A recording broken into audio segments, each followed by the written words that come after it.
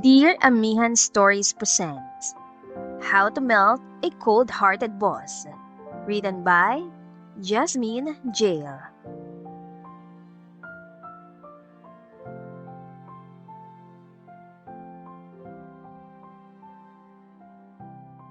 Hoy, Laika! May naghahanap sa'yo. Gusto ka raw i-table. Mula sa likuran ni Laika ay narinig niya ang boses ng katrabahong si Rosan. At nang makalapit na ito sa kanya, ay tinapik pa siya ng bahagya sa kaliwang hita. Sino na naman ba? Dapat sinabi mong hindi pwede. Alam mo namang hindi ako nagpapatable. At saka katatapos ko pa lang na sumayaw sa entablado eh. Reklamo niya habang napapailing-iling pa. Sa isang beer house na tinatawag na White Place sila nagtatrabaho. Sumasayaw sa harapan ng mga lalaking umiinom doon at nagsaserve din ng mga inumin at pulutan. Ang usapan namin ni Tita Elsa, sasayaw lang ako. Hindi ako magpapatable. Lalo nang hindi ako pwedeng lumabas ng kahit sino mang customer na pumapasok dito sa White Place. Dagdag pa niya. Ang tiyahin niya na kumupkup sa kanya at nagpalaki ay may-ari ng White Place. Ito rin ang pumilit sa kanya na magtrabaho doon. Kontrolado kasi siya nito. Kaya kahit may kondisyon siyang ibinigay, ay minsan napipilitan pa rin siyang gawin ang mga bagay na ayaw niya. Si Mr. Martinez na naghahanap sa'yo, Laika. Yung regular customer natin na malakas ang tama sa'yo. Sagot ni Rosan, dahilan para mapaikot niya ang kanyang mga mata. Yung matandang yun na sobrang kulit at may pagkamanyakis. Puno ng pagkadismayan sambit niya. Wala kang magagawa kapag si Ma'am Elsa na nagsabi sa'yo. Alam mo namang VIP yun. Malaking magbigay ng tip kaya sunod-sunuran si Ma'am Elsa sa kanya. Patuloy naman ni Rosan na lalong nagpainis sa kanya. Hanggang sa matanaw na nga nila ang tiyahin niya na papalapit sa kinaroroonan nila. Speaking of the devil. Pabulong na sabi niya at napangiti naman ang bahagya si Rosan. Laika, iha. Puntahan mo na muna si Mr. Martinez sa table niya. Kanina pa siya naghihintay sa'yo. Agad na sabi ng Tita Elsa niya na makalapit sa kanila. Hindi naman po ako nagpapatable, di ba? Pumayag na nga ako sumayaw ng nakatupis lang sa harapan nila tapos... Pagrereklamo niya. Ni hindi na niya natapos dahil nagpatuloy na agad ang tiyahin niya sa pakikiusap sa kanya. Sandali lang naman, Laika. Sasamahan mo lang naman siya sa pag-iinom at makikinig sa mga kwento niya. Patapos na rin naman siya eh. Huwag kang mag-alala dahil nilinaw ko na sa kanya ang lahat. Paulit-ulit ko na nga sinabi sa kanya mga bagay na hindi niya pwedeng gawin sa'yo. Anito. Sa huli ay napilitan din siyang sundin ang inuutos ng kanyang tiyahin. Natatakot din kasi siyang humantong sa puntong magalit pa ito sa kanya. Minsan na kasing nangyari yon at nasaktan pa siya nito ng pisikal. Salamat at tinupad mo ang request ko, Laika. Maupo ka at samahan ako sa pag-inom. Salubong sa kanya ni Mr. Martinez na halos umabot na sa tenga ang mga ngiti na makita siya. May limitasyon lang po ang pagpunta ko dito, Mr. Martinez. Sana malinaw po sa inyo na. Don't worry, Laika. Alam na alam ko na kung ano mga kondisyon mo. Paulit-ulit na yung sinabi ni Elsa sa akin. Sumagot na agad ang matanda kahit hindi pa siya tapos magsalita. At pagkatapos ay tumungga ito ng beer habang ang mga mata nito ay titig na titig pa rin sa kanyang katawan. Uminom ka, Laika. Kanina pa ako umorder ng latest drink para sa'yo. Patuloy ng matanda. Hindi siya sumagot at inabot lang ang inumin na ibinibigay nito sa kanya. Tumikim lang din siya ng konti at pagkatapos ay muli na siya na yung inilapag sa mesa. Tanggapin mo na kasi ang inaalo ko sa'yo, iha. Kalaunay seryosong sabi nito habang titig na titig pa rin sa kanya. Sumama ka lang sa akin at ipinapangako kong ibibigay ko sa'yo lahat ng gusto mo at kailangan mo sa buhay. Bahay, kotse, mga alahas, at unlimited na allowance. Ayoko pong maging kabit, sir. Mariing sagot niya dito. Kahit sobrang yaman nito at ibigay pa sa kanya mundong pinapangarap niya, ay hindi pa rin niya susunggaban ng alok nito. Hindi naman siya gold digger at ayaw din niya masangkot sa kahit anong eskandalo. At isa pa, matanda na ito at parang tatay na niya. Ibibigay lang din niya ang kanyang sarili sa lalaking mamahalin niya at pakakasalan siya. Kung yan lang naman palang pinoproblema mo, madali lang yan solusyonan. Napangisipan sabi ni Mr. Martinez. Magpapaanal ako. Tapos kung gusto mong magpakasal tayo, gagawin natin. Basta sumama ka lang sa akin at pumayag ka na ibahay kita. Hindi lang po yun ang dahilan, sir. Patuloy pa rin niya sa pagtanggi. Ano ba talagang gusto mo ha? Hindi ka na uubusan ng dahilan na. Matigas at napataas ng bahagya ang boses na sabi ni Mr. Martinez. Dahilan para matigilan siya at kabahan bigla. Sorry. Nabigla lang ako. Bigla rin naman itong ikinalaman sarili at pagkatapos ay muli itong tumungga ng beer. Lasing ka na po yata, sir. Kinakabahan pa rin na sabi niya dito. Hindi. Hindi pa ako lasing. Nadala lang ako ng emosyon ko kaya nakapagtaas ako ng boses. Alam mo namang matagal na ako may gusto sa'yo at matagal na rin kita nililigawan. Pero hindi man lang ako nakakakita ng kahit konting pag-asa. Malaki-laki na rin ang nagastos ko sa'yo. Ano ba talaga kasing gusto mo? Sabihin mo lang sa akin at ibibigay ko sa'yo. Sagot dito sa kanya na para bang may kasamang panunumbat. Hindi ko naman po sinabing gastusan niyo ko. At wala rin naman po ako natatanggap kaya huwag ka pong magdemand ng kung ano-ano mula sa akin. Matapang na sagot niya dito. Ano sabi mo? Hindi nakakarating sa'yo mga perang ibinibigay ko kay Elsa na dapat ay para sa'yo? Gulat na saad ni Mr. Martinez. Hindi ko rin naman po tatanggapin kahit ibigay pa yun sa akin ni Tita Elsa. Bakit ba kasi Laika? Bakit ba ayaw mo ba sa akin kasi matanda na ako? Sa pagkakataong yun ay hinawakan na nito ang isa niyang kamay. Nagulat siya kaya nahawi niya ito bigla. Dahil doon, kaya parang na-trigger palalo ang kamanyaka na gustong gawin nito sa kanya. Sa pilitan nitong hinawakan ng mga hita niya at pagkatapos ay sinubukan din itong halikan siya. Nagpumiglas naman siya pero hindi pa rin ito tumigil hanggang sa hawakan na nito ang dalawa niyang kamay at pinilit siyang pahigain sa sofa kung saan sila nakaupo. Nasa VIP room sila kaya walang ibang tao. Nang magkaroon siya ng pagkakataon ay hindi talaga siya nagdalawang isip at sinipa ito palayo sa kanya. Gayunpaman, pinilit pa rin itong lumapit sa kanya pero pinagsasampal niya ito at pagkatapos ay tumakbo na siya palayo. Ano nangyari? Nagtatakang tanong ng tiyahin niya na makasalubong niya ito habang umiiyak siya at nagmamadali. Si Mr. Martinez po kasi. Nanginginig pa siya ng bahagya habang nagsasalita dahil sa takot na nararamdaman. Bakit? Hindi pa man siya nakakasagot ay nasundan na siya ni Mr. Martinez kaya ito nang hinarap ng Tita Elsa niya. Ano nangyari Mr. Martinez? Bakit umiyak tong pamangkin ko? Kumpronta ng tiyahin niya sa matanda pero parang hindi man lang natinag ang huli. Ito pang nagpakita ng pagkadismaya dahil sa pangyayari. Ayaw pumayag nitong alaga mo sa gusto ko. Lugin-lugi na ako, Elsa. Ang laki na nang na-invest ko sa kanya. Pero parang wala namang pinatutunguhan. Pinaglololoko niyo lang yata ako eh. Mukhang galit na rin sabi ni Mr. Martinez. Mr. Martinez, di ba nagkasundo na tayo tungkol dito? Hindi mo pwedeng galawin si Laika, hindi pa siya handa. Malumanay ang boses na sabi ni Elsa. Lumapit ito sa matanda, hinawakan ng kamay nito at nilambing-lambing. Pero walang nagbago sa ekspresyon ni Mr. Martinez. Naiinis pa rin ito at hinawi pa nga ang kamay ng tiyahin niya. Kasalanan mo ito, Elsa.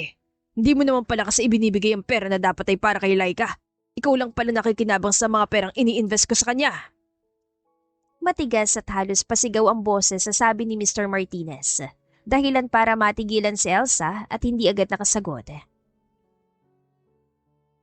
Sige na, Laika. Umuwi ka na muna at ako nang bahala dito. Sa halip ay lumapit sa kanya ang tiyahin at inakay siya palayo sa matanda. Hindi siya tumupad sa usapan, Tita Elsa. Binastos niya ako, kaya tama lang ang ginawa ko sa kanya.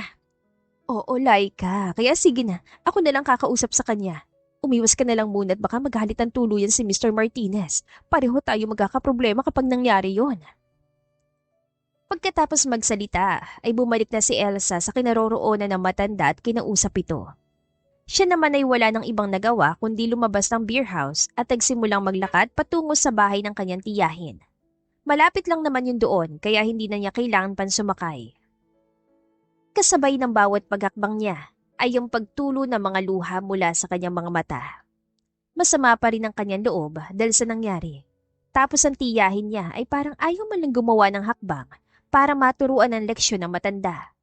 Mas takot itong mawala ng customer kaysa ipagtanggol siya na pamangkin nito. Nasa kalagitnaan na siya ng paglalakad na marinig niya ang pagbusina ng kotse mula sa kanyang likuran. Napatigil siya at nilingon yon. Hanggang sa makita niya si Mr. Martinez na bumaba mula sa kotse at dali-daling naglakad palapit sa kanya. Ibang-iba ang tingin nito sa kanya sa pagkakataong yun. Para bang hindi na nito kaya pang kontrolin ang matinding pagnanasa na nararamdaman para sa kanya. Sa ayaw at sa gusto mo, isasama ka sa akin ngayon. Mariin ang boses sa sabi nito, kasabay ng paghawak nito sa mga kamay niya at sinimulan siyang kaladkarin patungo sa kotse nito.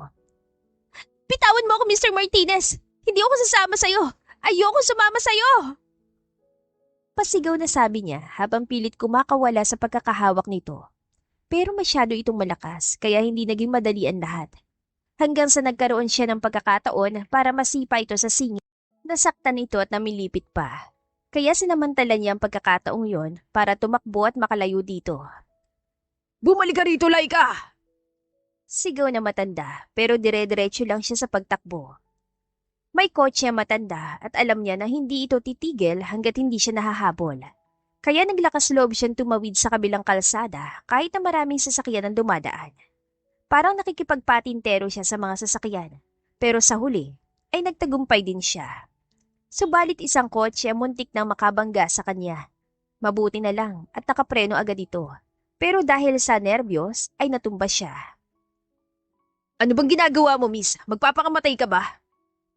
Galit ako pronta sa kanya ng driver ng kotseng muntik nang makabangga sa kanya. Kahit sobra siyang kinakabahan ng sandaling yon at parang nanghihina ng tuhod, ay nagawa pa rin niyang lumapit sa lalaking driver at nakiusap dito. Tulungan mo ko, may humabol sa akin ng matandang manyakis. Pinipilit akong ipasok sa kotse niya. Mabuti na lang at nasipa ako siya kaya nakatakbo ako. Nagmamadaling sabi niya sa nagmamakaawang boses. Ha? Parang nagugulo ang sambit naman ng lalaki. Tinignan siya nito mula ulo hanggang paa. At siguro, dahil sa itsura niya na nakaskirt lang at napakaikli ng damit na kitang-kita ng pusod, kaya nagdadalawang isip ito na tulungan siya. Hindi na nga pala niya nagawang magbihis bago lumabas ng beer house kaya ganun ang itsura niya. Nakapang GRO pa rin. Parang awa mo na. Tulungan mo ko. May kotse siya kaya sigurado maaabutan niya ako. Patuloy niya sa pagmamakaawa habang naiiyak na. At sa pagkakataong yun, parang tinabla na ito dahil pinapasok na siya nito sa kotse. Pagkatapos ay dali-dali na nitong pinandaran sa sakyan. Sa wakas ay nakahinga rin siya na maluwag. Matagumpay siyang nakatakas sa matanda at nakalayo na rin siya ng tuluyan. Ang problema na lang niya ay kung saan na siya didiretso. Wala siyang ibang alam na tutuluyan kundi ang tiyahin niya. Kaya lang ay parang ibinenta na siya nito kay Mr. Martinez. Kaya iniisip niya na huwag nang bumalik pa doon. Okay ka na ba? Tanong sa kanya ng lalaki matapos itong ihinto ang kotse sa gilid ng kalsada. Malayo na narating natin kaya siguradong ligtas ka na mula doon sa matandang manyakas na humahabol sa'yo. Maraming salamat sa tulong mo. Kundi dahil sa'yo, malamang nakuha na ako ng matandang yun at nagpapakasasa na siya sa katawan ko ngayon. Bakit ba kasi ganyan ang itsura mo? Talagang mababasos ka niyan. Kasi nahihiya siya. Pero sa huli, nasabi din niya sa lalaki ang totoo. Dancer kasi ako sa White Place. Yung matandang customer namin na VIP, gusto kong ilabas. Pinipilit niyang gawin ng mga bagay na ayoko at hindi kasama sa trabaho ko. Ganun ba? Napapatango-tangong wika nito na tila ba hindi kumbinsido sa mga sinabi niya. So, ano ng plano mo ngayon? Huwag mong sabihin, sasama ka pa sa akin hanggang sa bahay ko. Pinapalabas mo na ba ako ng kotse mo? Nakayuko at nakanguso pang tanong niya dito. Ligtas ka na rin naman eh. Malayo na tayo. At sa tingin ko naman, hindi na tayo nasundan pa ng matandang sinasabi mo. Ang problema, hindi ko alam kung saan ako pupunta. Wala akong alam na matutuluyan. Sumagot na agad siya kahit hindi pa tapos magsalita ang lalaki. Ano? Parang nagulat na tanong nito. Nakikitira lang ako sa tiyahin ko. Siyang may-ari ng White Place at siya din ang pumipilit sa akin na sumayaw sa beer house na yon. Natatakot na akong umuwi sa bahay na yun eh. Baka kasi nandun ang matandang manyakis. Sigurado kasing naibenta na ako sa kanya ni Tita Elsa. Pagkukwento niya. Nasa ba mga magulang mo kung ganun? Maaga ko na ulila kaya si Tita Elsa na nagpalaki sa akin. Kaya nga halos kontrolado niya ang buhay ko kasi lagi niyang isinusumbat sa akin yung mga ginawa niya. Lalo na kapag sinusubukan ko magreklamo. Patuloy niya sa pagkukwento sa malungkot na boses. I'm sorry. Yun na ang sinagot ng lalaki at pagkatapos ay pinaandar na nitong muli ang sasakyan. Hanggang sa makarating na sila sa isang malaking bahay at pinababa na rin siya nito. Nasaan tayo? Kaninong bahay ito? Nagtatakang tanong niya na makababa na siya sa kotse at namangha sa ganda ng bahay na nasa kanyang harapan. Malamang bahay ko. Alangan naman daling kita sa bahay ng ibang tao. Unless may plano rin akong ibenta ka. Sagot nito at pagkatapos ay nagsimula na itong maglakad papasok ng malaking bahay. Hindi naman siya nagdalawang isip at sumunod agad sa lalaki. Batid niyang nagbibiro lang ito sa sinabing ibebenta din siya sa ibang tao. Bagamat seryoso ang ekspresyon nito habang binibigkas sa mga salitang yun. O baka ganun lang talaga ito. Palaging seryoso at hindi marunong umiti kahit kaunti man lang. Hanggang kailan mo naman planong magstay dito sa bahay ko? Tanong nito na makapasok na sila sa loob. Inililibot niya ang tingin sa buong kabahayan at hindi niya maiwasang mamangha sa bawat mamahaling kagamitan na nakikita niya doon. Kaya bahagya siya nagulat na marinig bigla ang boses ito. Ha? Ang totoo ay hindi rin talaga niya alam kaya wala siyang maisagot sa lalaki. Di ba? Makikitira ka muna dito pansamantala habang wala ka pang nahahanap na malilipatan. Kasi ayaw mo nang bumalik sa tiyahin mo na kinokontrol ang sarili mong buhay. Paalala nito sa kanya. Huwag mo sabihin, binabalak mo na magstay dito habang buhay. Hindi pwede yun. Hindi naman kita kaano-ano at lalong hindi kita asawa. Natigilan siya sa sinabi nito at napayuko na lang. Kalaunan ay nagsalita din siya matapos na makaisip ng kanyang gagawin. Baka pwedeng magtrabaho na lang ako sa'yo. Kahit tigalinis lang dito sa bahay mo o tagalaban ng mga damit mo. Masarap din ako magluto. Anya sa nagmamakaawan tinig. What? Sige na po sir, kahit mga ilang buwan lang hanggat hindi pa ako nakakahanap ng malilipatan. Kailangan ko ring mag-ipon muna para makabili ng mga gamit. Nandun kasi lahat ng mga gamit ko sa bahay ni Tita Elsa eh. Marami mga bantay doon kaya hindi talaga ako pwedeng bumalik sa bahay na yun. Wala ka bang mga kaibigan na pwede mong puntahan para doon ka na muna pansamantala? Yung mga katrabaho mo sa beer house na yon. Hindi rin ako pwedeng pumunta sa kanila eh. Tiyak na magsusumbong ang mga yun kay Tita Elsa. Sandaling natahimik ang lalaki na para bang pinag-iisipan kung pagbibigyan ba ang request niya o hindi. Sige na po sir, pumayag ka na po. Ayoko na po talaga magtrabaho sa White Place. Ayoko na sumayaw sa harap ng mga lalaki habang nakapanty lang at bra. Feeling ko kasi, ang dumi-dumi kapag ginagawa ko yung ganon. Ayoko na rin bumalik sa poder ni Tita Elsa. Gusto ko na makalaya mula sa kanya. Patuloy niya sa pagmamakaawa sa lalaki. Masipag naman po ako at masunurin din. Hindi ka po magkakaproblema sa akin. Dagdag pa niya. Ang problema kasi, hindi na ako nangangailangan ng kasambay dito sa bahay. Ang dami na nila dito, tapos dadagdag ka pa. Ano na lang gagawin mo kung ganun? Seryosong sabi nito. Napayuko na lang siya at pagkatapos ay walang ganang umupo sa sofa na naroon. Wait lang. Parang nagpaalam sa akin si Manang Betty na uuwi muna sa probinsya at magbabakasyon doon ng 1 hanggang 2 linggo. Pagkuhay sabi nito na biglang nagpabuhay sa kanya at napatayo ulit siya. Iko-confirm ko muna sa kanya. Kung matutuloy siya din, ikaw na munang pumalit sa kanya. Siyang tagaluto dito. Sinabi mo kanina na masarap ka magluto, kaya wala naman siguro magiging problema. Maraming salamat po sir. Kahit hindi pa sure ay nagpapasalamat agad ako sa iyo. Nakikita kong kabutihan sa iyong puso. At malamang yun din ang dahilan kaya matagumpay ka na agad kahit ganyan pa lang ang edad mo. Sus. Yun lang ang reaksyong narinig niya mula dito. Pagkuway tumalikod na ito. Kakausapin ko muna si Manang Betty. Hintay mo lang ako diyan sa sala. Pahabol nito bago tuluyan nakalayo sa kanya. Hindi naman nagtagal ay bumalik din agad ang lalaki at bitbit na nito ang magandang balita para sa kanya. Pagkatapos nating mag-usap, dumiretso ka na sa kusina. Nandun si Manang Betty.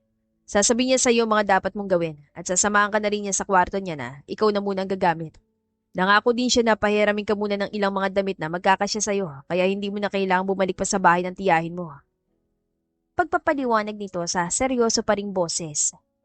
Maraming salamat po talaga, sir. Dahil sa sobrang tuwang nararamdaman, kaya nagawa pa niya lumapit sa lalaki. Hahawakan sana niya ang kamay nito pero lumayo na agad ito nang bahagya sa kanya. Regan ang pangalan ko. Tawagin mo na lang akong ganun. Pagpapakilala nito at pagkatapos ay tumalikod na, saka naglakad palayo sa kanya. Suplado naman. Nakangusong wika niya sa sarili nang mawala na ito sa paningin niya. Pero okay lang, mabait naman siya at matulungin. Tapos ang gwapo pa niya. Agad naman niyang bawi at pagkatapos ay naglakad na siya patungo sa kusina habang nakangiti ng bahagya.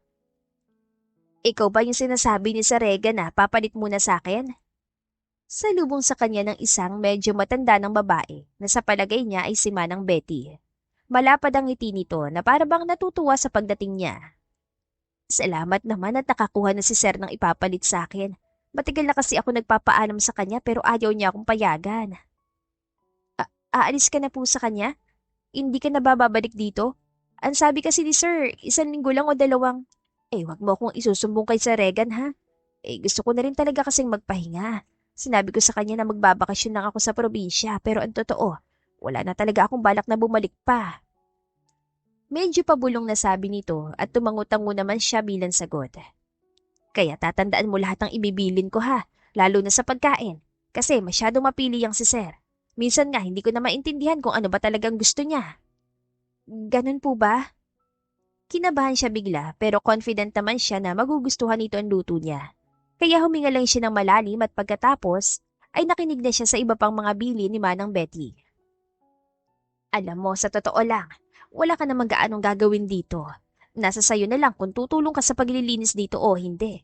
Kadalasan kasi hindi naman dito kumakain si Sir Regan. Lagi rin kasi siyang wala dito. Kung wala siya doon sa gasoline station niya, sigurado nandoon siya sa mami niya. Pagkukwento ni Manang Betty sa kanya. Hindi ba sila magkasama ng mga magulang niya? Ibig sabihin, mag-isa lang siya nakatira dito, bukod sa mga kasambahay? Nagtatakang tanong niya. Matagal nang hiwalay ang mga magulang niya. Masyado kasing babaerong ama ni Sir. Ang mami niya na si Ma'am Edna ang naiwan sa mansyon nila, kasamang isang kapatid ni Sir na si Ma'am Angelica. Ito naman bahay ni Sir. Ipinatayo niya ito para sana sa babaeng mapapangasawa niya. Pero nung ikakasal na sila, bigla na lang umalis ang babae. Yung pala may iba itong minamahal. Arranged marriage lang kasi yung sa kanila. Pero si Sir ay may gusto talaga sa babae. Pagmamarites ito sa kanya. Yun siguro ang dahilan kaya ganun siya. Suplado at laging seryoso na para bang pasa niya ang problema ng buong mundo. Mahinang sambit niya, pero mukhang narinig pa rin siya ng ginang dahil sumagot agad ito. Hay nako, sinabi mo pa Ineng. Kaya mag-iingat ka sa mga kilos mo ha. Huwag na huwag ka talaga magkakamali dahil sigurado makakatikim ka sa kanya ng sermon. Ako nga minsan na rin niyang napagalitan. Kaya hindi talaga ako basta-basta kumikilos. Nagpapaalam muna ako sa kanya. Salamat po sa paalala, Manang Betty. Nang maibili na ng matanda ang lahat sa kanya, ay iniwan na siya nito sa kusina at nagsimula na mag-impake ng mga gamit ito. At nang sumunod na araw, umalis na nga ito at umuwi sa probinsya. Sa mga unang araw niya noon, ay nagpakita agad siya ng kasipagan. Kapag tapos na siya sa trabaho sa kusina, ay tumutulong na siya sa paglilinis sa buong kabahayan. Paging sa pagdidilig ng mga halaman sa labas ay tumutulong din siya. Good morning po, sir. Nagulat siya nang batiin ng kapwa niya kasambahay ang amo nila na kalalabas lang ng bahay at mukhang aalis. Dali-dali niyang inayos ang kanyang sarili, saka ito hinarap at binati din. Good morning po, sir. Bakit ikaw gumagawa niyan? Pansin ito sa kanya sa suplado pa ring boses. Tinutulungan niya lang po ako, sir. Ang kasamahan niyang si Sina ang sumagot sa kanilang amo. Bakit? Tapos ka na bang magluto? Sa kanya pa rin nakabaling ang amo nilang si Regan. Dito ka po ba mag-aalmusal, sir? Imbes ay tanong niya dito habang nakangiti. Pero as usual ay pagsusungit pa rin ang ibinigay nitong reaksyon sa kanya. Ako nagtatanong sa'yo Sasagot ka lang naman ng oo o hindi. Hindi pa po, sir. Nakayukong sagot niya. Napahiya na naman siya pero hindi pa rin siya susuko. Hindi pa rin siya nawawala ng pag-asa na magbabago ang malamig nitong pagkatao. Yan, ganyan dapat. Hindi yung sasagutin mo ko ng isa ring tanong. Pagsusuplado pa rin ito. Pagkatapos ay nagpatuloy na ito sa paglalakad patungo sa kotse nito. Magluto ka na lang ng pagkain nyo. Sa labas ako kakain. Pahabol pa nito bago pa man tuluyang makapasok sa sasakyan. Pagkatapos, pinandar na iyon ng lalaki hanggang sa tuluyan ang mawala sa paningin niya. Ganyan na talaga yan si Sir Reagan mula nang dumating ako sa bahay na to. Kaya good luck na lang sa'yo kung ano man ang binabalak mo. Narinig niyang sabi na Sina na hindi niya alam kung nagbibigay ba ng warning sa kanya o nanunukso lang. Gusto ko lang namang matikman niya mga luto ko. Mula kasi nang dumating ako dito, kahit isang beses, hindi pa niya nagalaw ang alinman sa mga niluto ko. Tinitingnan lang niya. Pagkatapos, alis na. Na para bang may laso ng pagkain hinanda ko? Nakangusong sagot niya. Napahagalpak naman ang tawang kasamahan niya, kaya tinalikuran na niya ito at nagsimula na siyang maglakad patungo sa kusina. Kung ako sa'yo, sumuko ka na sa pangarap mong yan. Hindi ka rin naman magtatagumpay, mapapagod ka lang. Pahabol pa nito habang natatawa pa rin ang bahagya, pero hindi na niya ito pinansin pa. Dire-diretso lang siya sa kusina at pagkatapos ay nagsimula na siya maganda sa pagluluto ng kakainin nilang mga kasambahay. Nang sumunod na araw ay ganun pa rin ang ginawa ng amo niya. Pagkababa nito mula sa kwarto ay dumediretso ito sa kusina at tinitignan ang niluto niya. Pagkatapos ay tatalikod na ito nang hindi man lang yon tinitikman. Sandali lang po, sir. Pigil niya dito. Tumigil naman ito at nilingon siya. Dali-dali niya itong nilapitan habang hawak ang isang platito ng egg roll na niluto niya. Tikman niyo muna po ito, sir. Masarap po yan dahil may special ingredients ako nilagay dyan. Alok niya dito, pero as usual, tinalikuran lang siya nito at naglakad palayo. Wait lang po, sir! Habol pa rin niya dito, matapos silapag ang platito sa mesa. Tumigil naman ito sa paglalakad at muli siya nilingon. Bakit na naman ba? Pagsusuplado nito. Anong oras ka po uuwi mamaya? Medyo nahihiya pang tanong niya. Bakit? Kailangan ko na rin ba sabihin sa yung oras ng pag-uwi ko? Parang dati, nakikiusap ka lang sa akin na pansamantalang tumira rito kasi wala kang mapuntahan.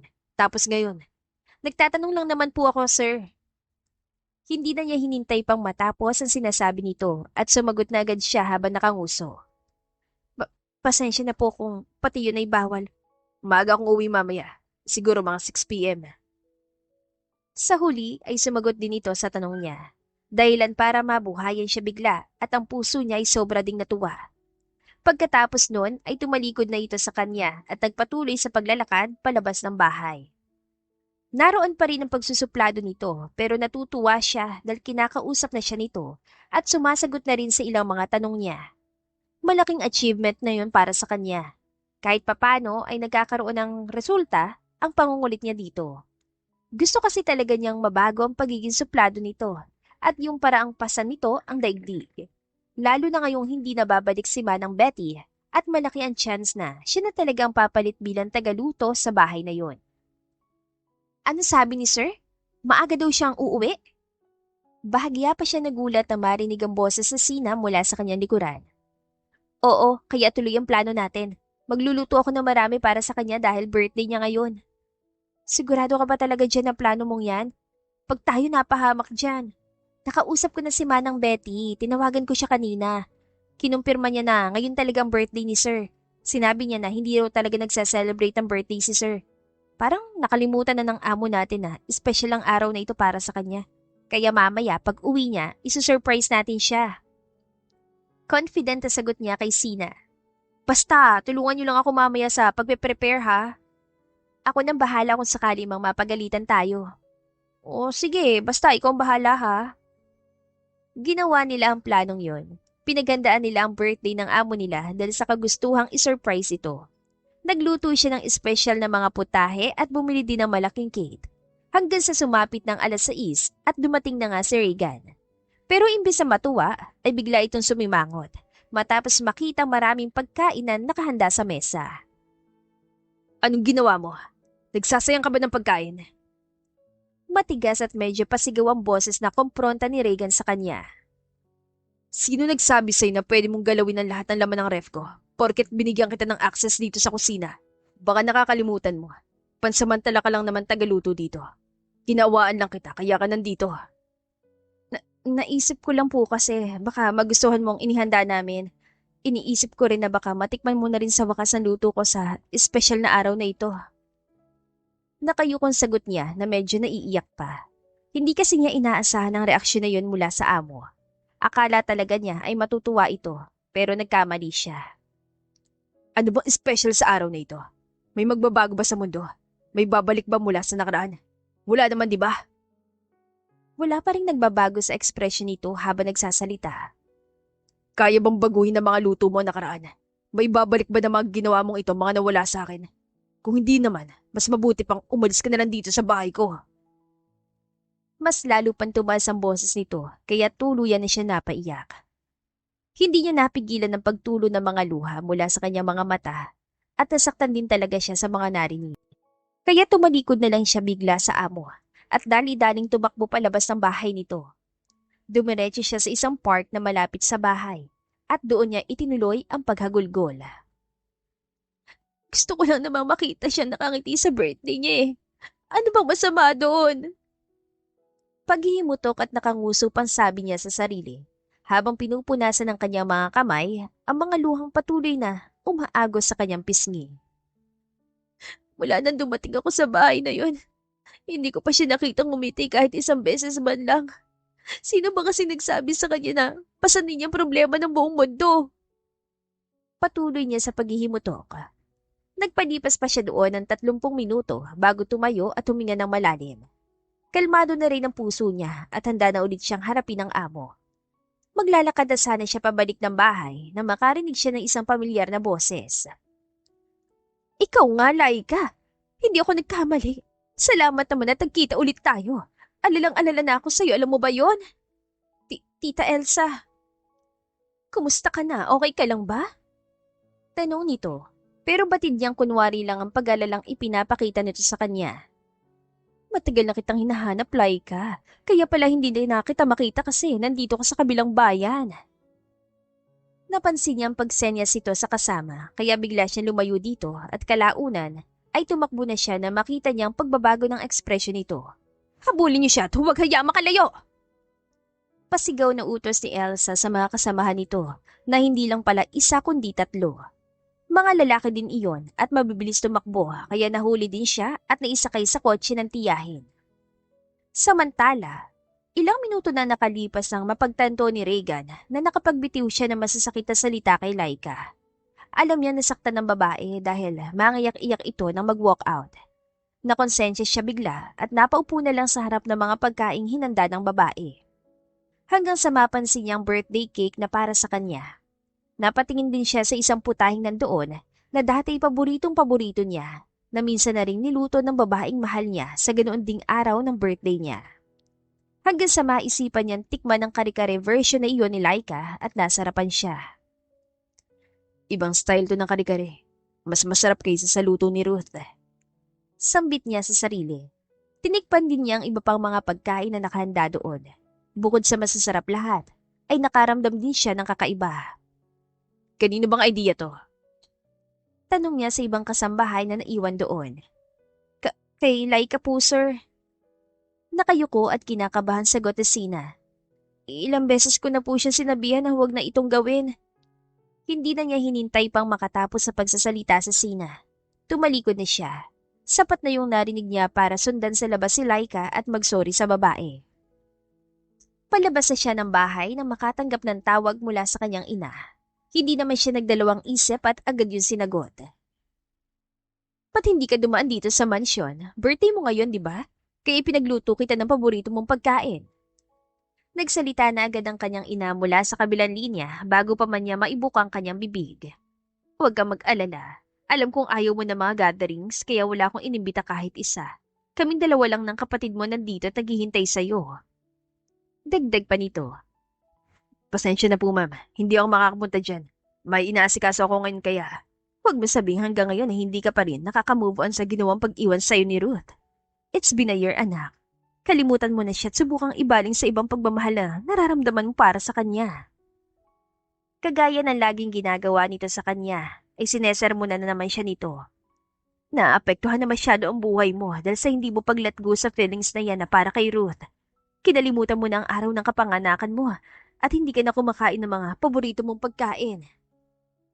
Sige na po, Mami. May pupuntahan pa kasi ako eh. Bye na. Mahaba pa sana ang panenermo na yon pero pinutol na niya at itinago ang cellphone. Pagkatapos ay dali-dali na siyang pumasok sa kotse at sinimulang hanapin si Laika sa mga lugar na maaari nitong puntahan. Saan na kaya sumut ang babaeng yun? Sambit niya sa sarili nang hindi niya ito makita pagkalipas ng halos 2 oras sa paghahanap. Saan siya tutuloy ngayong gabi kapag hindi siya bumalik sa bahay? Namomroblemang sambit niya. Mas lalo rin siya nakonsensya dahil sa isiping yon. Nag-isang round pa siya ng paghahanap pero hindi pa rin niya ito nakita, kaya nagpasya na lang siyang bumalik sa kanyang bahay. Babalik na lang yon kapag wala ibang matuluyan. Pagkukumbinsi niya sa sarili para kahit papaano ay mabawasan ang pangungulit na ginagawa ng kanyang konsensya. Kinaumagahan, hindi pa rin niya nakita ni Anino ni Laika. Namiss pa nga yan ng bahagya ang pangungulit nito tuwing umaga at nagagawi siya sa kusina. Hindi niya may kaila sa sarili na nag-aalala siya dito, pero pinilit pa rin niyang gawing normal ang araw niyang yon. Ngunit habang nasa opisina siya ay hindi naman mapakali ang kanyang isipan. Maya't maya ay tumatawag siya sa bahay at tinatanong ang mga kasambahay kung bumalik na ba si Laika. Pero sa makailang ulit na pagtatanong niya, ay isa lang ang sagot na naririnig niya. Wala pa doon si Laika. Kaya naman pagsapit ng alas 5 ng hapon, ay nagpasya na siyang lisanin ng opisina at nagpasyang ituloy ang paghahanap sa babae. Sa White Place. Baka bumalik siya sa beer house na yon. Iyon ang naisip niya na mga sandaling yon, kaya hindi niya siya nagdalawang isip na tumungo doon. Malapit na siya sa beer house na makatanggap na naman siya ng tawag mula sa kanyang ina. Bakit ma'am? Pakibilisan lang at may importante akong pupuntahan. Nagmamadaling sabi niya matapos yun sagutin. May nalaman ako tungkol sa ama mo. Meron na naman pala siyang kinahumalingan na mas bata sa akin. Napakababaero talaga ng ama mong niyan, Regan. Ramdam niya ang galit sa boses ng kanyang ina pero wala siyang oras para makinig dito kaya minadali niyang pag-uusap nila. Wala na rin namang bago sa kwento nito. Hayaan mo na lang siya, Mami. Matagal na rin naman kayong hiwalay at binura na natin siya sa buhay natin. Lalo mo lang istresin ang sarili mo kapag patuloy mo siyang pinagtutuunan ng pansin. Iyon ang huli niyang sinabi bago niya pinutol ang linya. Sakto ring nasa tapat na siya ng White Place kaya bumaba na siya mula sa sasakyan at nagsimulang maglakad patungo sa entrance. Nakakailang hakbang pa lang siya na mapansin ng isang pamilyar na mukha na lumabas mula sa beer house na yon. At para makumpirma kung tama bang nasa isip niya, ay nilapitan niya ito. Dad? Medyo gulat pansaad niya na makilala ang lalaki na lapitan niya. Oh, Regan anak, anong ginagawa mo dito? Gulat ding tanong ng daddy niya. Huwag mo sabihing pumapasok ka rin sa ganitong klaseng lugar. Anak nga talaga kita. Dagdag pa nito habang napapangiti ng malapad at tinatapik-tapik pa siya sa balikat. May iba akong sadya kaya nandito ako. Matigas ang boses sa sagot niya at hinawi din niya ang kamay nito palayo sa kanya. At ikinakahiya ko rin naging ama kita. Natigilan ng ama niya. Hindi na rin niya hinintay na makapagsalita ito dahil tumalikod na siya at naglakad papasok ng beer house. Ang ama naman niya ay pumasok na sa kotse nito at nilisan ang lugar na yon. Halos wala pang customer sa loob at isang GRO ang agad na lumapit sa kanya. Anong inumin po ang gusto mo, sir? Magte-table ka po ba? Agad itong tanong sa kanya at hinawakan pa siya sa isang kamay habang nagsasalita ito. Available po ako kung gusto mong... Nandito pa si Laika. Natigilan ng babae matapos marinig ang tanong niya. Sumimangot din ito bigla dahil sa pagkadismaya. Sandali lang at tatawagin ko siya. Sagot ito matapos siyang tignan na masama. Ano ba yan? Kababalik lang ni Laika pero marami na agad ang nagre-request sa kanya. Narinig pa niyang padabog na sabing yun ng babae habang naglalakad dito palayo. Tamang hinala ko na bumalik siya dito. Sambit niya at pagkatapos ay naupo na muna siya habang naghihintay sa babaeng hinahanap. Hindi nagtagal ay may narinig na siya nagsalita kaya inangat niya agad ang kanyang mukha. Magandang hapon sa iyo, sir. Hinahanap mo raw si Laika? Isang medyo matanda ng ginang ang nagtanong sa kanya na sa hula niya ay ang may-ari ng beer house na yon. Oh, nasan siya? Agad niyang sagot sa matigas na boses. Laika, halika dito. Tinawag ng ginang ang babae at ilang sandali lang ay nasa harapan na niya ito. Nakayuko ito nang lumapit sa kanya at nang iangat nito ang mukha ay nagulat na lang na makilala siya. Namilog pa ang mga mata nito na para bang hindi makapaniwala na masusundan siya ito doon. Heto na po si Laika, sir. Kung iti-table mo siya ay may kaunti lang akong paalala sa'yo. May limitasyon lang kasi ang pag-table sa kanya. Bawal siyang halikan at bawal din siyang hawakan sa... Hindi na niya hinintay pang matapos ang pagpapaliwanag na ginagawa ng ginang at hinawakan na niyang isang kamay ni Laika. Pagkatapos ay hinila ito palapit sa kanya. Halika na rito. Sir, gulat na sambit ni Laika. Teka, anong ginagawa mo, mister? Ba't mo hinihila ang...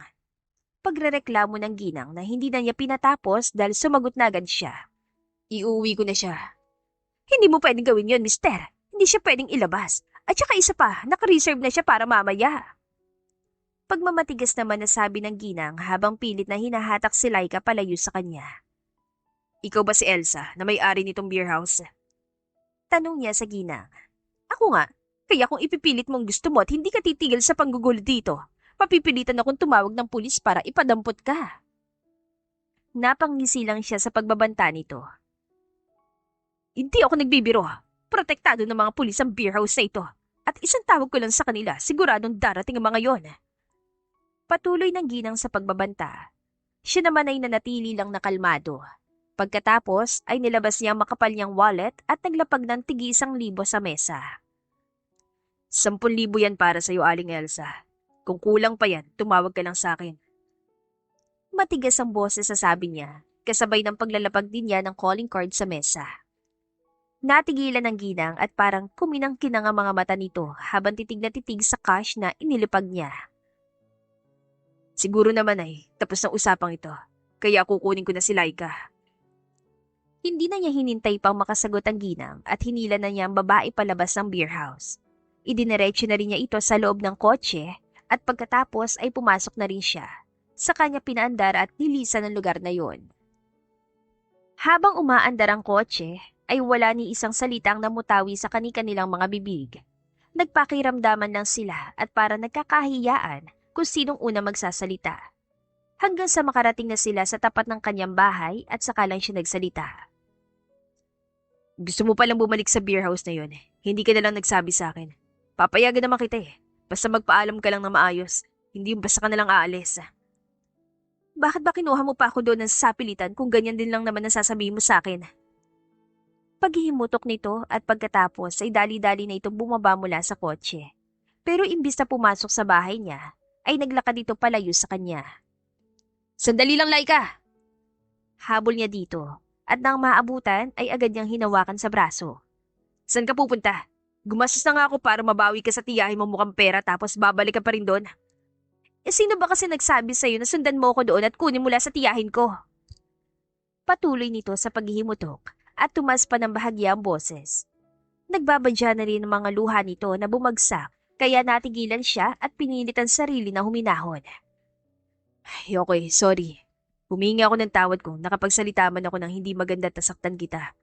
I swear, nakonsensya talaga ako nung mag-walk out ka at hindi na bumalik ng bahay. Nag-alala din ako ng sobra kaya hinanap kita ng gabing yon. Hindi ko nga lang naisip agad na bumalik ka pala sa beer house. Mahinahon ang boses sa pagpapaliwanag niya dito. Talaga? Hinanap mo ko nung gabing yon? Parang hindi makapaniwalang tanong nito. Oo, hindi nga ako nakatulog noon dahil sa pag-alala sa'yo. And honestly, tumigil muna siya sa pagsasalita at nagdalawang isip kung itutuloy ba niya o hindi. Pero sa huli, tinuloy pa rin niyang gustong sabihin. Na-miss ko ang presensya mo, lalo na sa umaga. Yung pangungulit mo na tikman ko mga niluto mo para sa akin. Napangiti si Laika at hindi rin nakaligtas sa paningin niya ang bahagyang pamumula ng pisngi nito. Ang totoo, hindi naman talaga ako bumalik sa White Place. Nakita lang ako ni Tita Elsa sa park nang hindi sinasadya. Pagkatapos, hinabol nila ako at pilit na ibinalik sa beer house. Pagkukwento nito. What? Gulat at sambit niya. At dahil sa nalaman ay mas lalo rin siya na konsensya. Hindi ko alam. Okay pa naman ako, sir. Wala pa namang nangyayaring masama sa akin. Sakto nga lang yung pagdating mo. Bumalik kasi doon yung matandang manyakis na gusto kong ilabas. May pinag-usapan sila ni Tita Elsa na hindi ko alam. Siguro, ibinenta na ako ng tuluyan sa matandang yon. Putol nito sa kanya. Mula ngayon, sa bahay ka na lang namamalagi at hindi ka pwedeng lumabas hanggat hindi ako kasama. Seryosong sabi niya dito, dahilan para lalong mamula ang pisngi nito. Basta, hindi ka na magagalit ulit at hindi mo na ako sisigawan. Medyo may pagtatampo pa rin sagot nito sa kanya. Hindi lang yun. Araw-araw ko na rin titikman ng lahat ng luto mo. Lagi na rin akong ngingiti at hindi na magsusuplado, lalo na sa'yo. Nakangiti pang sagot niya na lalo nagpalapat din sa ngiti nito. Pagkuway hinawakan na niya ang isa nitong kamay at inaya patungo sa loob ng bahay. Sa paglipas ng mga araw ay sobrang tuwang naramdaman ni Laika dahil ang mga pangakong binitawan ni Regan ay talagang tinupad dito. Sa loob ng 1 linggo ay nakita na agad niya ang malaking pagbabago dito. Binabati na siya lagi nito kapag pumupunta ito sa kusina at kinakain na rin ng mga pagkaing hinahanda niya. As usual, busog na naman akong papasok sa opisina. Ano ba kasing sikreto mo at napakasarap mong magluto? Lagi din ito nag-iiwan ng magandang komento pagkatapos itong kumain na lalong nagpapasaya sa kanya at nag-uudyok na mas pagbutihin pa niya at sipagan. Wala naman po akong sikreto, sir. Mahilig lang talaga ako magluto. Pangarap ko kasi maging chef. Kaya lang, ayaw naman akong pag-aralin ni Tita Elsa. Mas gusto niya sumayo ako sa White Place. Sayang daw kasi ang kikitain niya mula sa akin. Pagkukwento niya. Wala talagang kwenta ang tiyahin mo na yun. Sinabi mo pa, sir. Kaya nga nagpapasalamat ako ng malaki sa'yo kasi niligtas at nilayo mo ako sa tiyahin ko. Ako ang dapat na magpasalamat sa'yo, Laika. Dahil binigyan mo ulit ng kulay ang buhay ko. Ipinaalala mo sa akin na hindi dapat mabuhay sa nakaraan. Na kailangan ko nang i-let go yung mga nawala na. At i-welcome naman yung mga bagong dating sa buhay ko.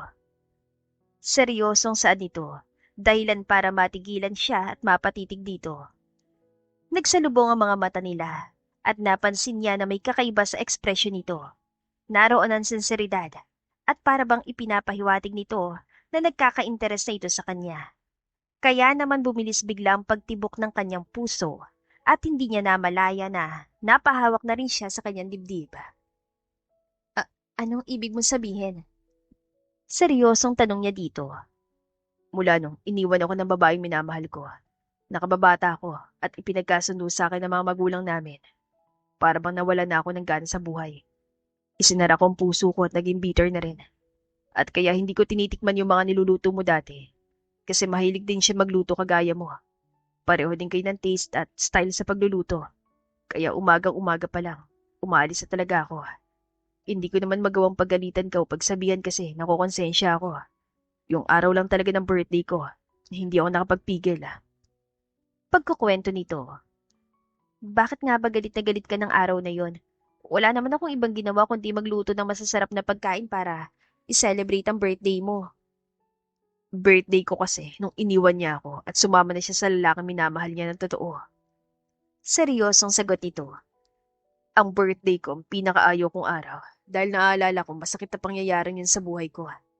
Kaya nga, maaga kong umuwi ng araw na yun para makaiwas ako sa mami ko at kapatid na babae. Pati na rin sa mga kaibigan kong walang tigil sa kababati sa akin. Kaya pala, napapatangot-tangon sambit niya. Kahit late na po, sir. Magsasorry pa rin ako sa'yo. Hindi ko alam na may ganun ka palang pinagdadaanan. Hindi mo kailangang mag-sorry, Laika. Ako naman ang mali doon at saka nakaka-move on na rin ako. At iyon ay dahil sa'yo. Seryosong sagot nito nang humawak pa sa isa niyang kamay. Dahil doon, kaya natigilan na naman siya at dumoble ang bilis ng tibok ng kanyang puso. Nagsalubong din ang mga tingin nila pero parang matutunaw na siya sa kakaibang mga tingin nito na parang may gustong ipahiwatig. Huwag mo na rin akong tatawagin, sir. Hindi ka naman official na kasambahay dito. Dagdag pa nito na hindi niya alam kung ano ba ang ibig sabihin. Pagkuway napatingin nito sa wristwatch nito at biglang napatayo matapos maalala na papasok pa pala ito sa opisina. Sa paglipas ng mga araw, ay lumalim pa lalo ang samahan nila. Hanggang sa pareho na nilang hindi napigilan ang namumuong pagmamahal na nararamdaman para sa isa't isa. Hindi ko na to kayang pang pigilan, Laika. Handa na ulit ako. Binubuksan ko na ulit ang puso ko. Seryosong wika ni Regan habang hawak ang isa niyang kamay. Siya naman ay natigilan habang titig na titig dito. Dahan-dahan itong inilapit ang mukha sa kanya at ang mga mata niya ay kusa na lang na pumikit. Hanggang sa maramdaman niya ang paglapat ng mga labi nito sa mga labi niya. Mabilis sa mga pangyayari at namalaya na lang nila na nasa loob na sila ng kwarto at isinusuko na niya ang kanyang bataan sa lalaki. Kahit nagtatrabaho siya sa White Place at sumasayaw sa harap ng mga lalaking umiinom at nagpapalipas ng oras doon, ay hindi pa rin niya nagawang isuko ang sarili sa ganong klaseng mga tao. Ipagkakaloob niya lang ang kanyang sarili sa lalaking mamahalin niya at sa tingin niya ay ganoon din sa kanya. At kay Regan niya yon nakita. Is this your first time? Namamangha at halos hindi makapaniwalang tanong ni Regan sa kanya matapos ang isang round ng pag-wrestling nila. Tumangot-tango lang siya bilang sagot at dahil doon, kaya lalong lumapad ang mga ngiti nito at tinagtad siya ng halik sa pisngi, sa labi, sa noo at sa dibdib. Nakikiliti naman ako sa ginagawa mo. Kinikilig na saway niya rito pero ayaw namang paawat ng lalaki. Parang gusto mo pa ng pangalawang round ha? Kaya pa naman. Nanunuksong sagot nito at naniningkit pa ang mga mata habang nagsasalita. Pagkatapos ay muli na naman siyang ni-wrestling nito at nagpaikot-ikot na naman sila sa kama. Wala siyang pinagsisihan sa ginawa niyang pagkakaloob ng sarili kay Regan. Nakikita naman niya na responsable ito at hindi siya basta-bastang iiwan sa ere. Isang hapon, naghihintay siya kay Regan dahil nangako ito sa kanya na isasama siya sa mansyon ng pamilya nito. Nandoon na siya sa labas ng gate, excited na naghihintay. Pwede na kasi niyang isipin na opisyal ng relasyon nila ni Regan dahil ipakikilala na siya ng lalaki sa mami nito at kapatid na babae. Pagkuway merong isang kotse na biglang huminto sa tapat ng gate kung saan siya nakatayo. Parang pamilyar yon. At nakumpirma niya na tamang nasa isip niya nang bumaba ng may-ari ng kotse at lumapit sa kinatatayuan niya. Kasambahay ka ba rito? Nandiyan ba sa loob si Regan? Tanong nito sa kanya na para bang kilalang kilala nito ang lalaking hinahanap. Pagkuway nagulat ito ng bahagya at namilog ang mga mata na makilala siya. Teka, ikaw si Laika ah. Anong ginagawa mo dito? Mr. Martinez, anong ginagawa mo dito? Gulat na tanong niya. Kinabahan siya dahil sa biglang pagsulpot nito doon. Ako ang nagtatanong sa'yo kung anong ginagawa mo dito. Anong pinaplano mo at nasa tapat ka ng bahay na ito? Imbes ay tanong din ito sa matigas na boses. At habang nagsasalita ito, ay dahan-dahan din itong humahakbang palapit sa kanya, na para bang bumubuelo para dakmain na lang siya bigla. Huwag kang lalapit, Mr. Martinez. Sisigaw ako kapag... Natatakot ng saad niya, pero parang hindi man lang ito natinag at nagpatuloy lang sa paghakbang, habang siya naman ay umaatras. Anong magagawa na sigaw mo, Laika? At sino maniniwala sa'yo eh? Isa ka lang naman GRO. Napapangisipan sabi nito. Hanggang sa isang hakbang na lang ang pagitan nila at abot kamay na siya nito. Wala na rin kasi siyang maatrasan at napasandal na siya sa gate na bakal. Lumayo ka sa kanya! Narinig niya ang pagsigaw at papalapit na tinig ni Regan kaya nawalang atensyon ng matanda sa kanya. Napalingon ito sa bagong dating na lalaki kaya kahit papano ay nakahinga siya ng maluwag. Okay ka lang ba? Sinaktan ka ba niya? Puno ng pag-alalang tanong nito sa kanya matapos ito makalapit at hinawakan na magkabila niyang pisngi. Tumangulang siya bilang tugon dito, bagamat sobrang kaba nararamdaman niya. Yung mga tingin kasi ng matanda sa kanya ay para bang sabik na sabik ng mahawakan at matikman siya. Tapos wala pa siyang idea kung bakit bigla na lang itong sumulpot sa lugar na yon. Sabay silang napalingon sa matanda na marinig nila itong pumapalakpak. Siya ba ang babaeng kinahuhumalingan mo, Regan? Isang GRO mula sa White Place? Kaya pala nagagawi ka rin sa beer house na yon kasi trip mo rin ang babaeng yan. Matigas at nangahamak ang boses sa sabi ni Mr. Martinez. Malinis na babae si Laika. Pagtatanggol ni Regan sa kanya. Malinis? Napapangising sagot ng matanda. Meron pa bang malinis na babae sa panahon ngayon? Lalo na't isang GRO sa White Place. Hindi ko kailangang magpaliwanag sa'yo. Basta mula ngayon, huwag mo nang guguluhin pa si Laika. Siyang babae na gugustuhan ko at pakakasalan ko. Matigas ang boses sa pahayag ni Regan at habang nagsasalita ito, ay mariin din ito nakatitig sa matanda. Kaya kung ayaw mong mawala na ng tuluyan ng respeto ko sa'yo bilang ama, tigilan mo na si Laika. Nilumapit sa kanya, huwag mong gagawin. Pagkatapos magsalita, ay hinawakan na mahigpit ni Regan ang kamay niya at inakay na siya patungo sa loob ng bahay. Samantalang si Mr. Martinez ay hindi na nakasagot pa at umalis na lang din. Ba't kasi nasa labas ka ng gate? Tanong nito sa kanya na makapasok na sila sa loob ng bahay. Hinihintay kita. Excited na kasi akong makilalang mami at kapatid mo. Nakangusong sagot niya na maramdaman niya na para bang sinesermonan siya nito. Parang nakonsensya naman bigla na laki at niyakap siya. Pagkatapos ay hinaplos-haplos ang kanyang likod. I'm sorry. Pagpapakalma nito sa kanya. Natakot ka ba sa matandang yon? Imbis na sumagot ay kumawala siya mula sa pagkakayakap nito. Mag-ama pala kayo ni Mr. Martinez? Hindi ko alam. Nahihiyang sabi niya na hindi rin naman niya natapos dahil sumagot na agad ito sa kanya. Recently ko rin lang nalaman na siya pala matandang nanggugulo sa'yo. Noong isang araw kasi, bumalik ako sa White Place para kausapin ang tiyahin mo. Tapos nung palabas na ako, nakita ko doon ang tatay ko. Nagagalit at inaaway ang tiyahin mo. Hinahanap ka at kapag hindi ka raw inilabas, babawiin niya lahat ng ginastos sa'yo. Anito at pagkatapos ay hinawakan siya sa magkabilang pisngi. Huwag ka mag-alala. Hindi naman siya makaka-apekto sa relasyon natin. Matagal na namin siyang itinakwil sa pamilya namin dahil sa pagiging irresponsable at babaero niya. Paano kung hindi siya tumigil sa panggugulo sa akin? Nag-aalalang tanong niya. Titigil na yon dahil sa sinabi ko sa kanya. Nakikinig naman siya sa akin kahit papano eh. Natatakot siya na tuluyan na ako magalit sa kanya. Naniniwala siya kay Regan kaya napanatag naman siya at nabawasan ng pag-alalang nararamdaman. Ano naman ang sinabi mo kay Tita Elsa at pinuntahan mo siya sa White Place? Pagkuway tanong niya. Di ba, siya na lang ang natitirang malapit sa kamag-anak mo? Nagtataka siyang tumango. Ipinalam ko sa kanya na pakakasalan na kita. Hiniling ko rin na tigilan ka na niya at huwag na magpapakita sa'yo kahit kailan. At gaya ng inaasahan ko, hindi agad kami nagkasundo hanggat wala na i-involve na pera. Binigyan mo na naman ng pera si Tita Elsa? Maliit na halaga lang naman yon, kaya huwag ka na mag-alala. At saka, peace of mind mo naman ang kapalit nun. Sinigurado ko na hindi ka na niya guguluhin pa at hindi na magpapakita sa'yo kahit kailan. Napayakap na lang siya dito at hindi maiwasang maging emosyonal. Inalo naman siya nito at pinaramdam na safe talaga siya sa piling nito.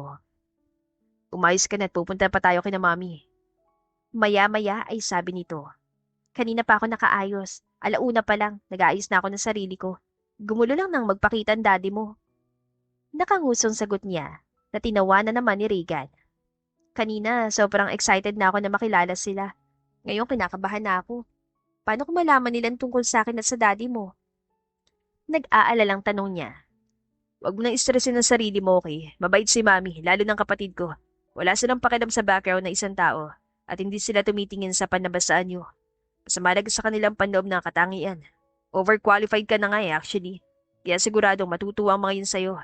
At kapag nakita nilang tunay mong katangian, siguradong hindi natitigil ang mga yun na pangungulit sa akin na pakasalan ka sa lalong madaling panahon.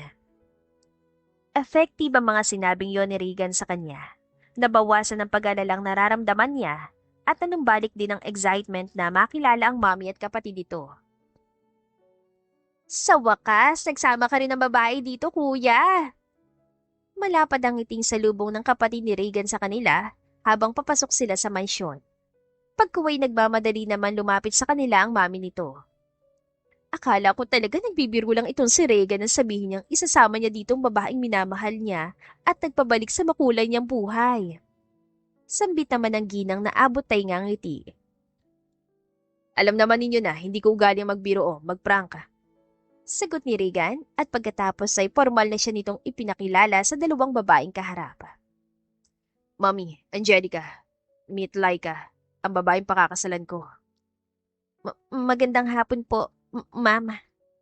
Nahihiyang pagbati niya na hindi na natapos dahil nagsalita na agad ang mami ni Regan. Mami Edna na rin ang itawag mo sa akin.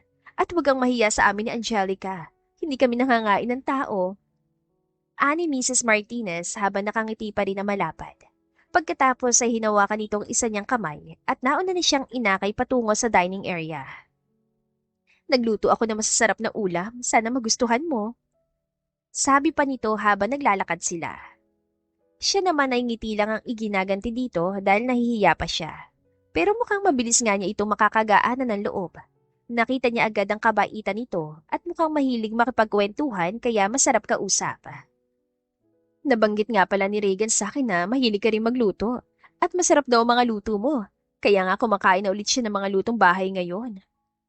Pagpapatuloy ni Mrs. Martinez na lalong nagpagaan ang loob niya dahil mukhang pareho sila ng hilig. Totoo ba yon ha, anak?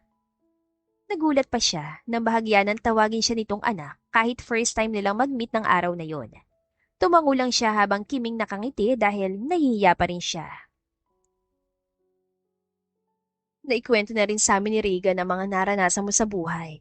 Kaya nga humahanga kami sa iyo sa pagiging matatag mo.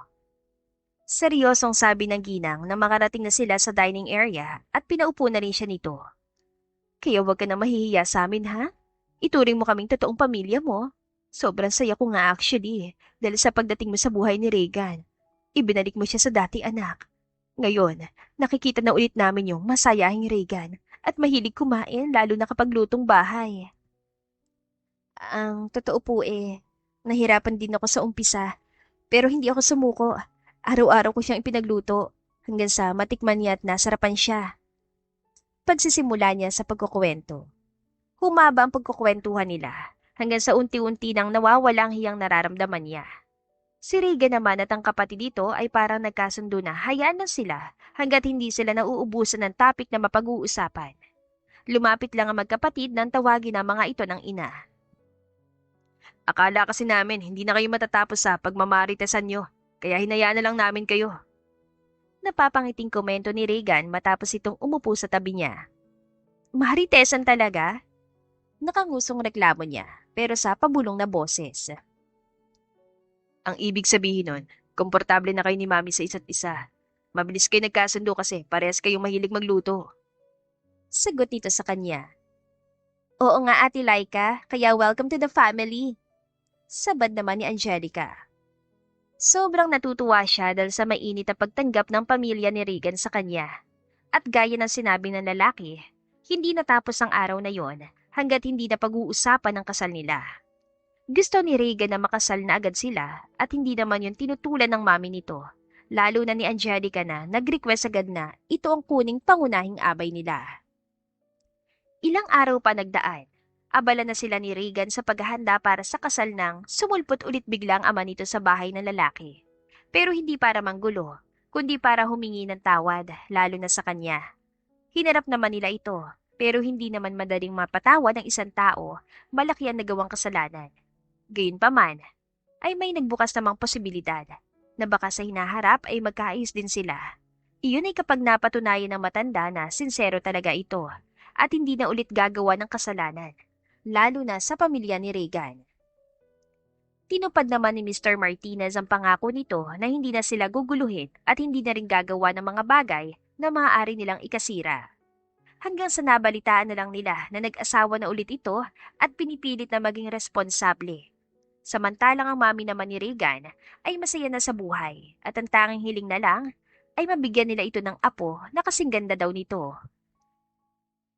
Naging matagumpay din ang kasal nila ni Regan at walang naging problema sa pagsasama nila. Walang kasing sayang relasyon nila na para bang araw-araw silang in love sa isa't isa. Nagbunga rin ng isang malusog na batang babae ang milagrong ginawa nila, kaya maagang natupad ang hiling ng mami nila. Pinangalanan nilang Lee Rose ang bata. Halos ang kinina ni Mrs. Martinez dahil kamukha daw ito ng ginang. The end. Kung nagustuhan ninyo ang aming istorya, ay huwag kalimutan na mag-like at subscribe. Mag-iingat po tayong lahat. To God be the highest glory. Hanggang sa muli. Paalam!